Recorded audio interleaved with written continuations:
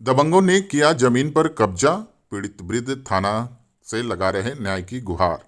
बिहार सरकार इन दिनों जमीन संबंधी मामले के त्वरित निपटारे को लेकर स्पष्ट आदेश दे चुकी है। बावजूद इसके जमीन विवाद के पीड़ित लोग थाना और ब्लॉक का चक्कर काट रहे हैं, लेकिन उन्हें न्याय नहीं मिल रहा है। इसी तरह का एक मामला गया जिले के विष्णुपद थाना क्षेत्र के खटकाचक आदर्श नगर मोहल्ले का है, जहां उक्त मोहल्ला निवासी वीरेंद्र कुमार मिश्र अपनी लगभग 3 डिसमिल जमीन पाने के लिए थाना का चक्कर काट रहे हैं। इस संबंध में पीड़ित वीरेंद्र कुमार मिश्र ने बताया कि वर्ष 2008 में उन्होंने लगभग 3 डिसमिल से कुछ अधिक जमीन खरीदी थी, लेकिन विगत 5 दिसंबर 2025 से उसी मोहल्ले के लल्टू यादव, मंटू यादव और बालेश्वर यादव उनकी जमीन पर गड्ढा खोदने लगे। पूछने पर उनका कहना था कि यह जमीन हमारी है, जबकि उनके पास किसी तरह का कागजात नहीं है, लेकिन फर्जी कागजात दिखाकर जबरन हमारी जमीन पर कब्जा करना चाह रहे हैं। इसे लेकर हमने थाना में आवेदन भी दिया है। कई बार थाना में गए, लेकिन अभी तक न्याय नहीं मिला है। उक्त लोग दबंग हैं और हमारी जमीन पर कब्जा करना चाह रहे हैं। इतना ही नहीं, हमें जान से मारने की धमकी भी दे रहे हैं। अधिकारियों से शिकायत करने के बाद भी हमें न्याय नहीं मिला। उन्होंने कहा कि हम पुलिस प्रशासन के वरीय अधिकारियों से मांग करते हैं कि पूरे मामले की निष्पक्ष जांच कर हमें न्याय दिलाए। दिक्कत हुआ था सर कि 2008 में हमने खरीदा था सर शंकर सिंह से 6.28 डिसमिल ज़मीन इसी मोहल्ले में आदर्श नगर खटकाचक में, और शांतिपूर्वक मेरे कब्जे में वो ज़मीन था। उस ज़मीन का टोटल जो रसीद है, केवाला है, सब सही है, रसीद अद्यतन है और लगातार रसीद भी कट रही है।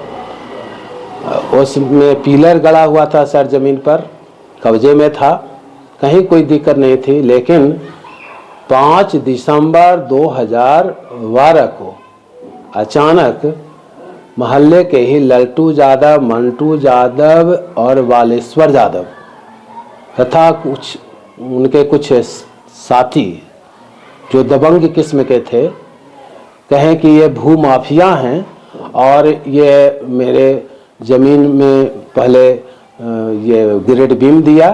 ग्रेड बीम देने के बाद हम थाना में गए, थाना हमें सहयोग नहीं किया, भगा दिया, कहा कि जाओ आ रहे हैं। थाना आया भी, पुलिस आई भी, लेकिन देख दाख के चला गया। और उसके बाद दोबारा जब हम 6 तारीख के गए, 6 तारीख के भी थाना आई, लेकिन कुछ नहीं कर सका।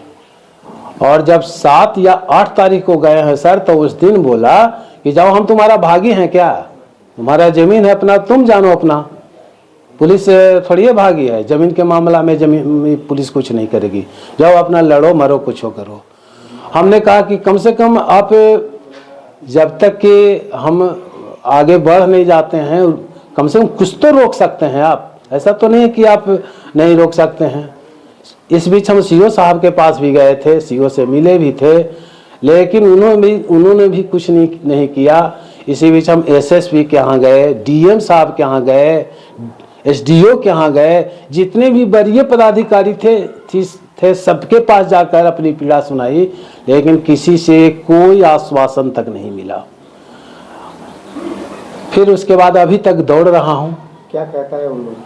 कहता है कि जाओ तो हमारा ज़मीन हो गया। बीच में जब एक दिन हम नहीं थे, 14/12/2025 को हम चले गए थे पटना बेटी को परीक्षा दिलाने के लिए। तो उस दिन हमारा बड़ा बेटा जो पंचायती राज पदाधिकारी है, अभी फ़िलहाल उस सेक्रेटरिएट में है, और मेरा एक और बेटा है जो छत्तीसगढ़ में रहता है। पतोहू सब भी मैंने छोटा मोटा अपना रोजगार करती है, नौकरी में वो भी है, और हम केवल पति पत्नी रहते हैं, लगातार अस्वस्थ भी रहते हैं। तो ये गई थी उस दिन, हमारी बेटी आई हुई थी, तो बेटी पत्नी थी, तो इसको कहा कि भागते हो कि नहीं यहाँ से, न तो गाड़ देंगे। और भी बहुत अभद्र शब्द बोला जिसको हम कह नहीं सकते हैं, उस शब्द का उच्चारण हम नहीं कर सकते हैं। अब क्या कीजिएगा? पुलिस प्रशासन नहीं सुन रही? पुलिस प्रशासन तो बिल्कुल नहीं सुन रही है, दबंग धमकी दे रहा है। बिल्कुल धमकी दे रहा है, एकदम जान से मार देंगे। ये कहा ना कि पत्नी, और इसको कहा, और हमारा बच्चा भी था उस दिन आया हुआ था, जो पंचायती राज पदाधिकारी है कि पकड़ उठा के गाड़ देंगे जमीने में और घर चलकर मारेंगे, अब कुछ नहीं कोई बोलेगा। अब लाचार है आप, तो लाचार तो बिल्कुल है सर, अब क्या करें? हमारे पास मैन पावर नहीं है, हम उतना लड़ नहीं सकते हैं सर, और उस तरह का आदमी हम नहीं है कि हम पटका पटकी किसी के साथ कुछ कर सकते हैं। प्रशासन से क्या गुहार? प्रशासन से तो लगातार गुहार लगा रहे हैं, लेकिन प्रशासन सुनती कहाँ है, किसकी सुनती है सर, बताइए ना।